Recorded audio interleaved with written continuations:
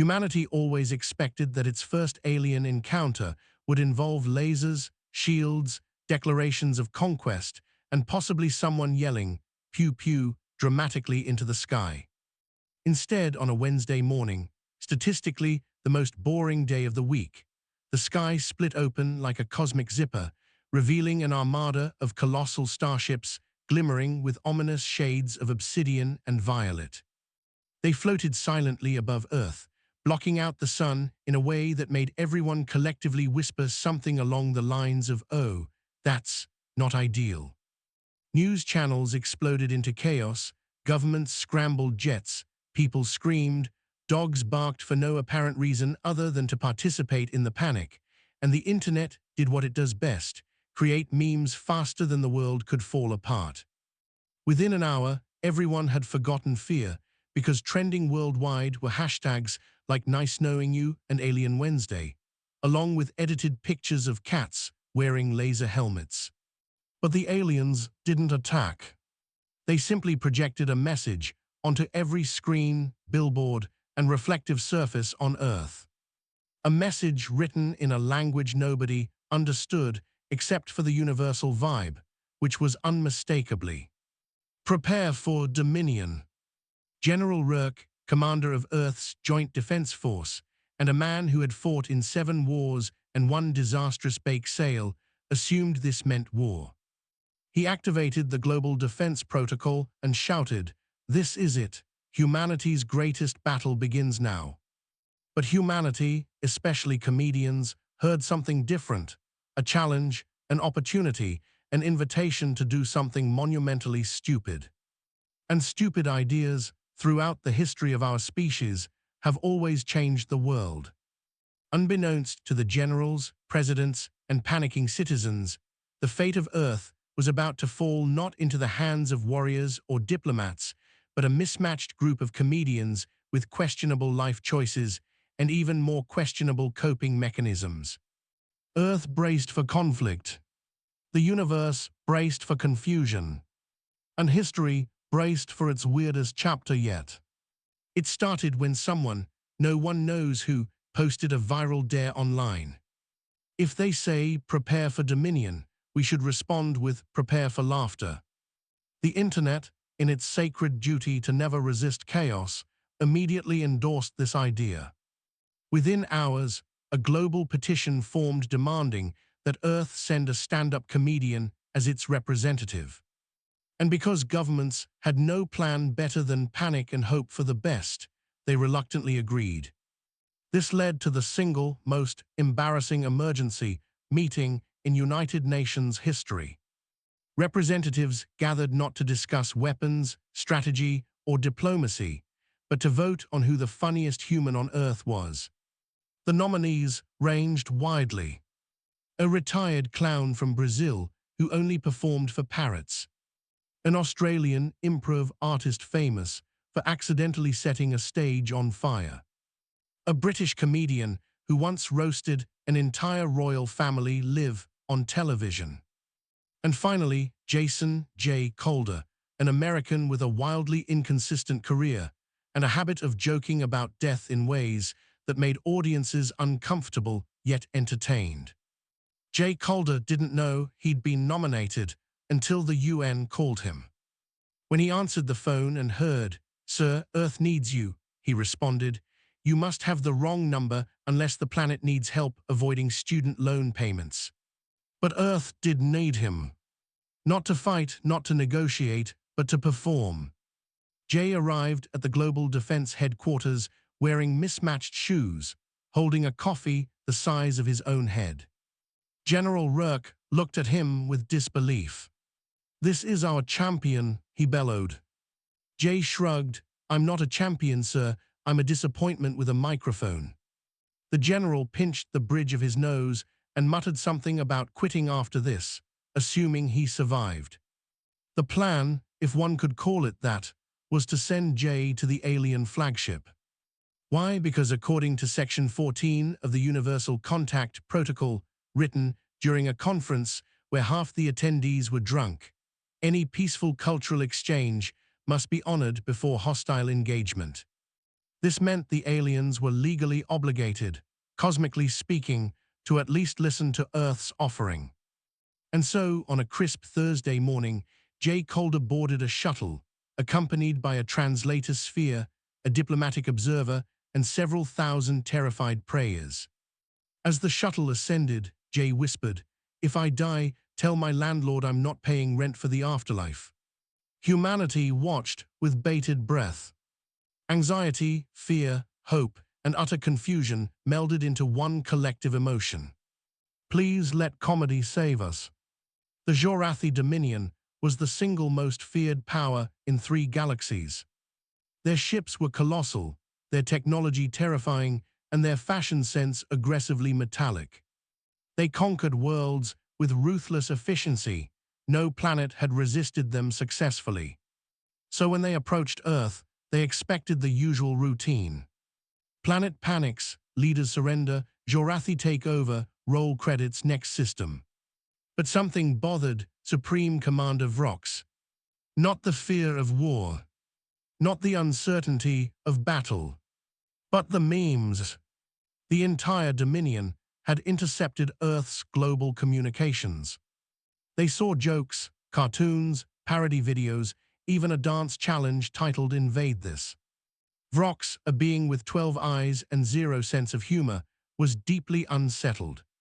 "What are they doing?" he asked his advisors. "They appear unafraid, Supreme Commander." "Impossible," Vrox growled.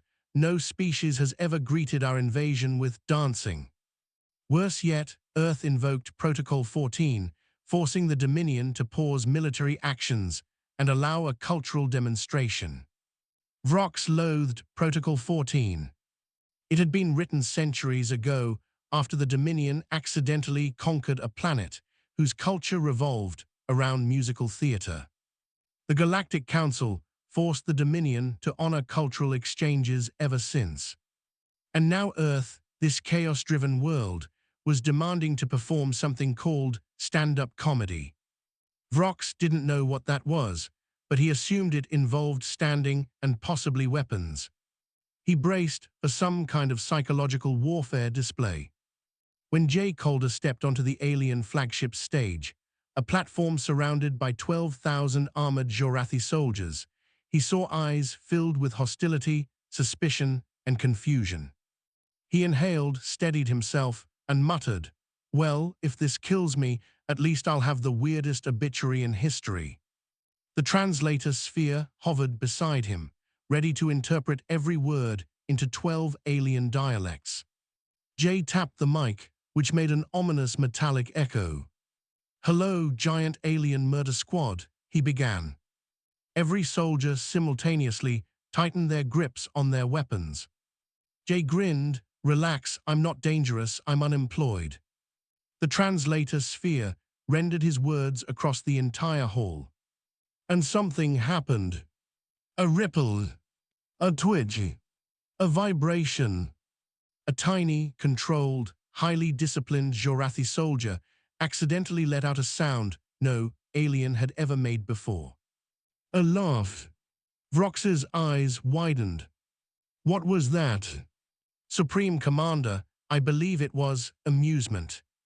"Amusement is forbidden," Vrox snapped. But it was too late. Jay continued, leaning fully into the absurdity. "Look, I know you're here to conquer us, but have you seen our economy, our student loans, our political debates? Trust me, you don't want us. We come with issues." Mori soldiers emitted strange, choking noises. The Dominion, undefeated in war, was losing a battle they had never prepared for, the battle against comedy. Jay performed for an hour. He roasted the alien ship design. Why does everything look like a knife factory? Got angry. He questioned their armor. Do you guys always dress like you're about to be stabbed by your own outfits? He even mimicked their speech patterns, which made the soldiers convulse in strange spasms of laughter that frightened their commanders. The Jorathi didn't know how to process humor. In their culture, emotions were tightly regulated. Laughter was considered a malfunction of the respiratory system. So watching an entire battalion malfunction simultaneously caused panic among their leadership. Vrox finally shouted, "Stop this AT once, you are destroying discipline." But every attempt to silence Jay only made him funnier, because rebellion was part of his nature.